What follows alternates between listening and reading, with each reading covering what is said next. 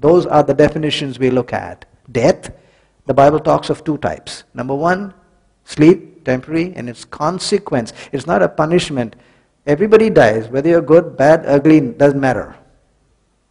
Number two is what is called lake of fire or permanence, a punishment for those, at least that's what is described, for those who deliberately stay on and make an ultimate, complete, final choice. Nobody is going to hell just because you make mistakes.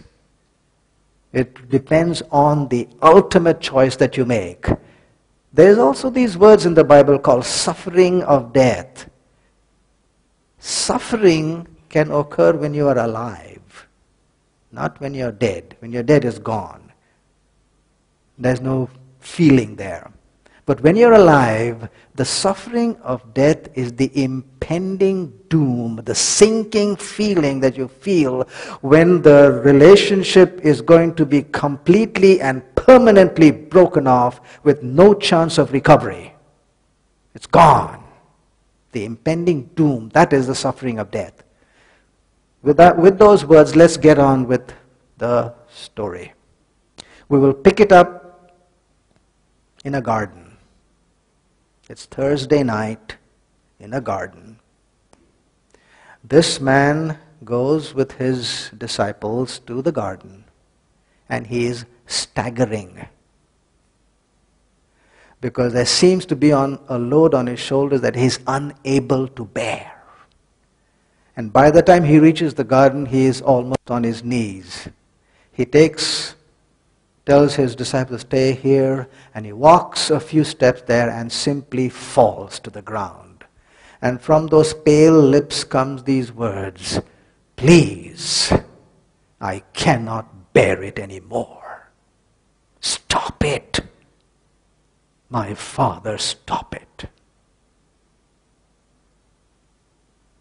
Can I find any other way?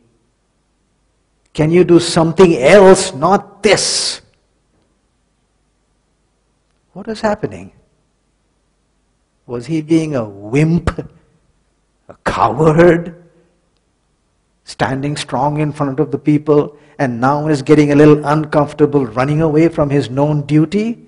Compare what he was saying with some of the others who have been called to such similar circumstances.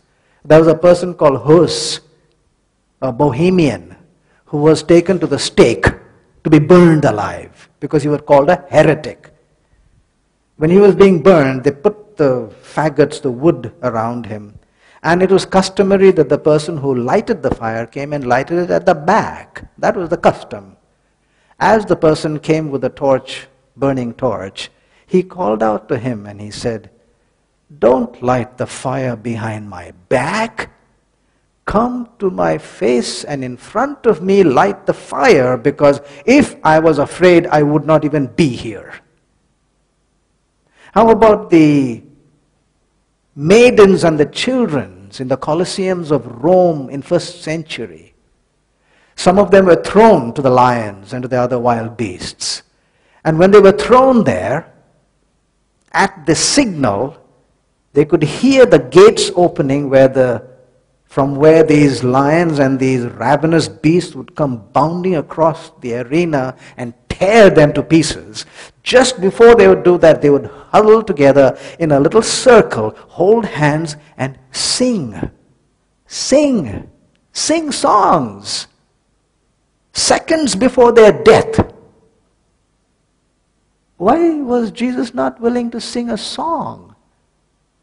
Why was he crying out like this? I believe we need to get into the story. What was it that was really happening there? You know, Mel Gibson in his movie, The Passion of the Christ. Anybody seen that? Passion of the Christ. Some people have seen that. And some people say it is gory. I've seen it. Yeah, it is gory.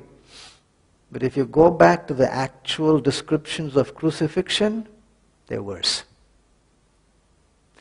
He really got some points out there. He showed some things that happened. And some of the things were these. And I'll list them, 3 of them out, but we'll take a break. Number 1. He showed that there was hate involved. In history, there are very few nations that hate another nation with that intensity, as the Jews hated the Romans and the Romans hated the Jews. And yet when it came to this person, they joined together and poured their combined hatred on him. They hated me without cause, says the scriptures. And if you read and if you watch the film, you would have got that. Because they did it with such intensity. There was also shame. He endured the cross, despising the shame. We hinted at it, and I suppose we mentioned it also during the course of our seminar. It is the artists that paint a loincloth around the middle of a person who is crucified. I think they just do it to be decent. But when it comes to actually crucifying an individual, the Romans made sure that they were stripped completely naked. And together with that was the Jewish concept that anybody who was put to hang to death as the punishment, that person was cursed by God. There could be no greater shame than that to be heaped on any individual. And so there was hate, there was shame. There was also physical suffering because they took him to a place called Calvary where they crucified him. We do not see crucifixions today. Crucifixions begin with a flogging. And they flog in such a way that they remove chunks of skin and flesh from the back.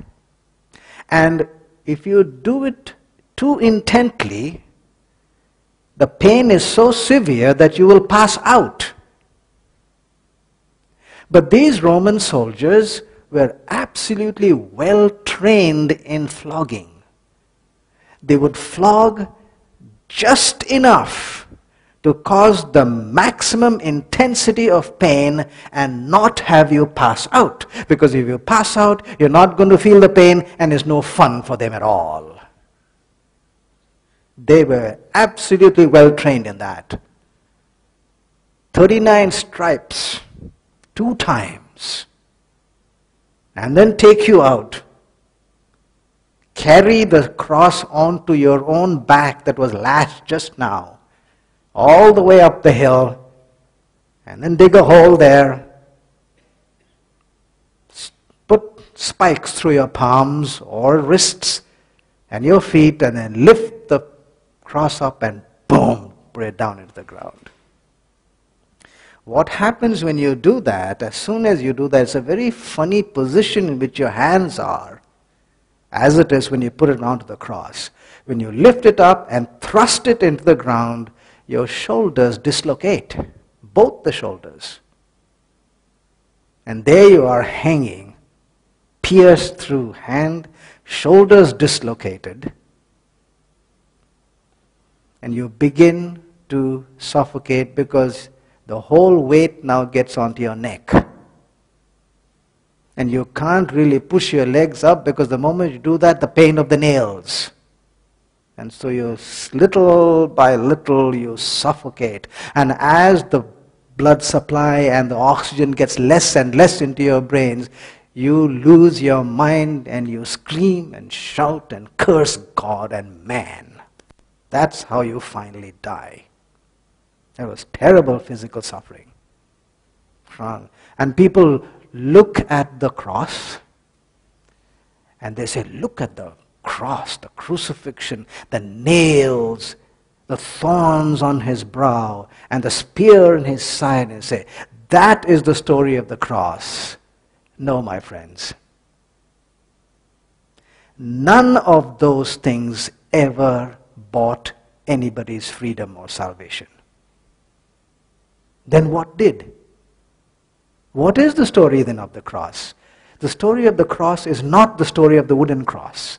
The story of the cross is actually relationships.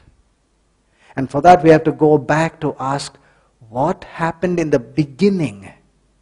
Way before, that's what the book says, way before this world was even formed, God got together, it's called the Godhead, and said, we will create a world in which human beings will live.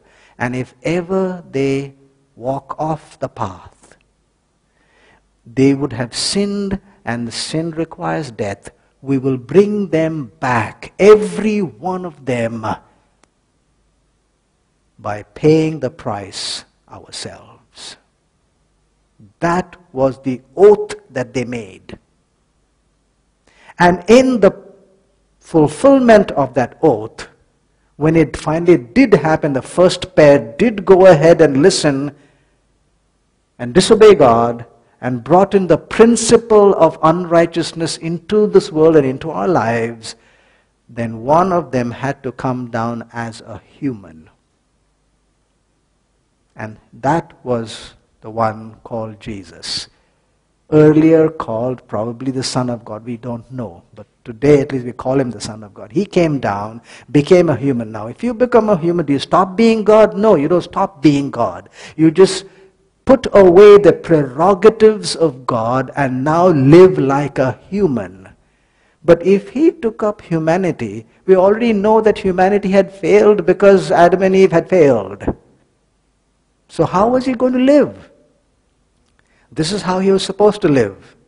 Lay aside his divinity and deity, take on humanity that had fallen, but don't live by that humanity.